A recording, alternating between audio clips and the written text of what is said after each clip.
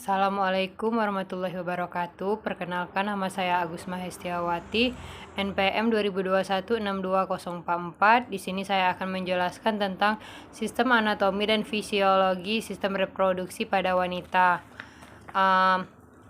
Anatomi sistem reproduksi pada wanita terdiri dari dua, yaitu eksternal dan internal. Eksternal terdiri dari mons pubis, labia mayor, labia minor, klitoris, gradula vestibularis mayor, gradula vestibularis minor. Sedangkan genitalia internal terdiri dari vagina, himen, tuba uterina, uterus, dan ovarium. Di sini saya akan menjelaskan tentang genitalia internal. Yang pertama, mons pubis. Mons pubis adalah penonjolan berlemak di sebelah ventral simfisis dan daerah suprapubis. Bagian besar mons pubis terdiri oleh lemak. Jumlah jaringan lemak bertambah pada pubertas dan berkurang setelah menopause. Setelah dewasa, mons pubis tertutup oleh rambut kemaluan yang kasar. Yang kedua, labia mayora. Labia mayora merupakan organ yang terdiri atas dua lipatan yang memanjang berjalan ke kaudal dan dorsil dari mons pubis, dan keduanya menutup rima pudedi atau pudendal slab. Permukaan dalamnya licin, tidak mengandung rambut. Kedua labia mayora di bagian ventral menyatu dan berbentuk komisura anterior. Jika dilihat dari luar, labia mayora dilapisi oleh kulit yang mengandung banyak kelenjar lemak dan tertutup oleh rambut setelah pubertas. Selanjutnya, labia minor. Labia minora. Labia minora merupakan organ yang terdiri atas dua lipatan kulit kecil terletak di antara kedua lipatan mayora pada sisi interitus vagina. Kedua labia minus membatasi suatu celah sistem interitus vagina. Kedua labium minus disebut sebagai vestibulum vagina. Labia minor ke arah dorsal berakhir dengan bergabung pada aspectus medialis. Labia minor pada garis mereka berhubungan satu sama lain berupa lipatan transversal yang disebut frenulum labii. Sementara itu, ke depan masing-masing minus terbagi menjadi bagian lateral dan medial.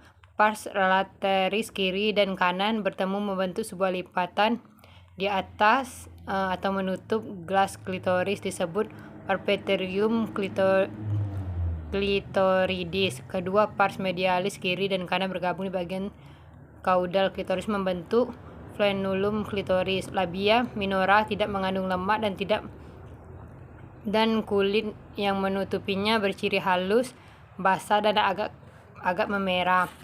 Selanjutnya, klitoris. Klitoris terletak di dorsal dari komisura interior labia mayora dan hampir keseluruhannya tertutup oleh labia minora. Klitoris mempunyai tiga bagian, yaitu crura klitoris, corpus klitoris, dan glas klitoris. Klitoris merupakan pusat rangsangan dan yang paling sensitif. Kelima, gladula vestibularis mayor, sering disebut dengan kelenjar Bartoloni, merupakan kelenjar yang bentuknya bulat atau ovoid yang ada sepanjang dan terletak dorsal dari bulbus vestibuli dan tertutup oleh bagian posterior bulbus vestibuli.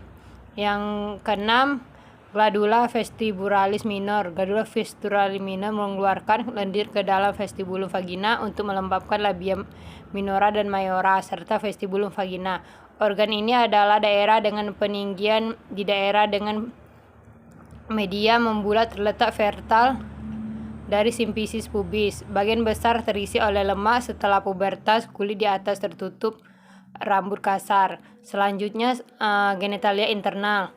Yang pertama, vagina. Secara anatomi, vagina merupakan organ berbentuk tabung dan membentuk sudut kurang lebih 60 derajat dengan bidang horizontal.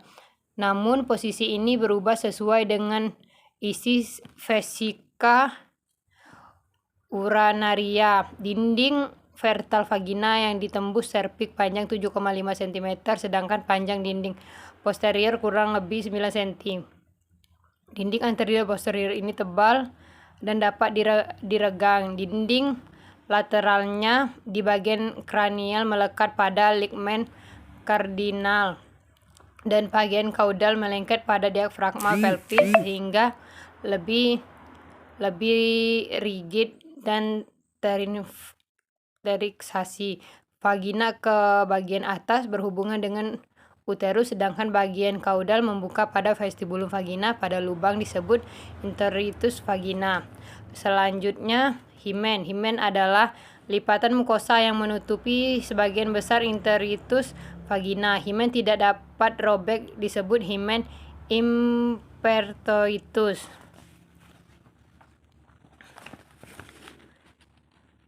Terdapat beberapa bentuk himen, diantaranya himen anular, himen septal, himen crifobimis, himen paroeus. Himen itu bulatan selaput darah. Setelah itu tuba uterina. Tuba uterina atau sering disebut tuba Fallopi memiliki panjang masing-masing tuba kurang lebih 10 cm, dibagi atas 4 bagian dari uterus ke arah ovarium, yaitu vas uterina tubae atau setelah itu hymus tubae, ampula tubae, dan infundibulus tubae. Yang keempat, uterus. Uterus merupakan organ berongga dengan dinding muskular tebal, terletak di dalam vakum pelvis minor true pelvis antara vesiciping unerium dan rectum ke arah kaudal. Kaum uteri berhubungan dengan vagina. Uterus berbentuk seperti buah pir, terbalik dengan apeks mengarah ke kaudal dorsal yang membentuk sudut dengan vagina sedikit lebih 90 derajat. Uterus seluruhnya terletak di dalam pelvis sehingga basisnya terletak kaudal. Organ ini tidak selalu terletak tepat di garis media, sering terletak lebih kanan. Posisi ini tidak tepat atau fixed, bisa berubah tergantung pada isi vesika urinaria yang terletak kortuval. Selanjutnya yang kelima, ovarium. Ukuran dan bentuk ovarium tergantung umur dan stadium siklus menstruasi. Bentuk ovarium sebelum ovulasi adalah ovoid dengan permukaan licin dan berwarna merah muda keabu-abuan. Setelah berkali-kali mengalami ovulasi, maka permukaan ovarium tidak rata atau licin karena banyaknya jaringan vaktum dan warnanya berubah menjadi abu-abu. Pada dewasa muda, ovarium berbentuk ovoid pipi dengan panjang kurang lebih 4 cm, lebar kurang lebih 2 cm, tebal kurang lebih 1 cm, dan beratnya kurang lebih 7 gram. Posisi ovarium tergantung pada posisi uterus karena keduanya dihubungkan oleh ligamen. Selanjutnya, saya akan menjelaskan tentang fisiologi sistem reproduksi pada wanita. Yang pertama, genitalia eksternal, gladula vestibularis mayor, berfungsi melubrikasi bagian distal vagina.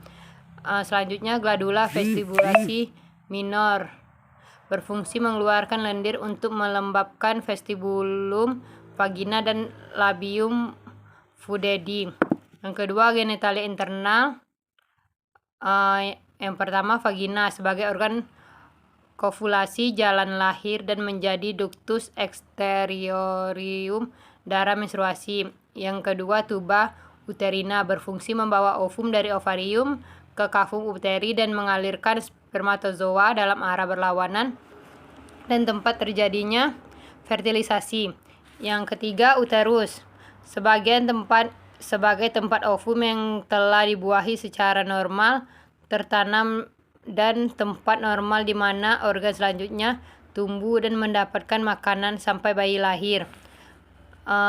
Yang keempat, ovarium sebagai organ eksorin atau sitogenik dan endokrin, disebut sebagai organ eksokrin karena mampu menghasilkan ovum saat pubertas, sedangkan disebut sebagai organ kelenjar endokrin karena menghasilkan hormon estrogen dan progesteron.